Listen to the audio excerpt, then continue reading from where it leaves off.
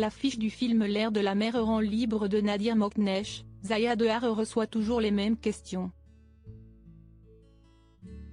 Hélas, pas à propos de ses performances en tant que comédienne.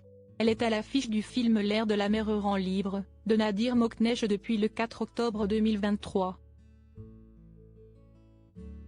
Il s'agit là du troisième rôle de Zaya Dehar au cinéma, prouvant une bonne fois pour toutes qu'elle a sa place dans le monde du 7e art. Mais tout le monde la ramène sans cesse à son physique.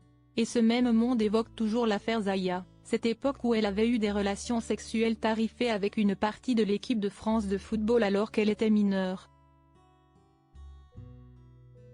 Ce chapitre de sa vie, elle l'accepte et l'assume, malgré l'horreur qu'elle a pu vivre et qui l'a presque poussée au suicide. Mais que des mensonges circulent à son propos, elle refuse. Dans une tribune rédigée dans le journal L'Équipe, Zaya Dehar explique effectivement que sur grand écran, beaucoup se posent la même question. Ce qui m'agace, si est cette étiquette de siliconé qu'on veut à tout prix me coller, précise-t-elle.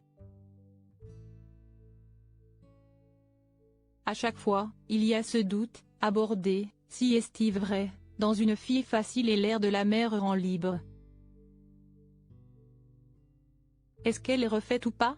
Vous pouvez dire ce que vous voulez, la pute, l'ex-prostituée, j'accepte, si est vrai. Mais la siliconée, non. Je n'ai jamais fait de chirurgie esthétique. J'avais la même poitrine généreuse à 16 ans, j'ai même fait une radio que j'ai postée sur Twitter pour montrer qu'il n'y a pas d'implant. La preuve n'était pas suffisante pour faire taire, complètement, les ragots. Zaya Dehar, qui est née et a grandi en Algérie, à Gris, se dit déçue des mentalités auxquelles elle se frotte au pays des Lumières et de la liberté.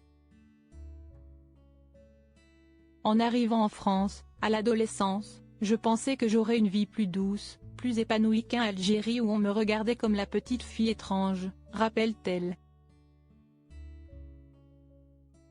Je me suis vraiment libérée, mais je me suis trouvée face à un mur de haine, du rejet, des insultes. Parce qu'une adolescente qui porte des mini-jupes, si est mal vue. C'était soit me faire des amis et entrer dans le cadre de leur morale, soit mes mini-jupes et ma liberté. Et j'ai choisi sans aucune hésitation.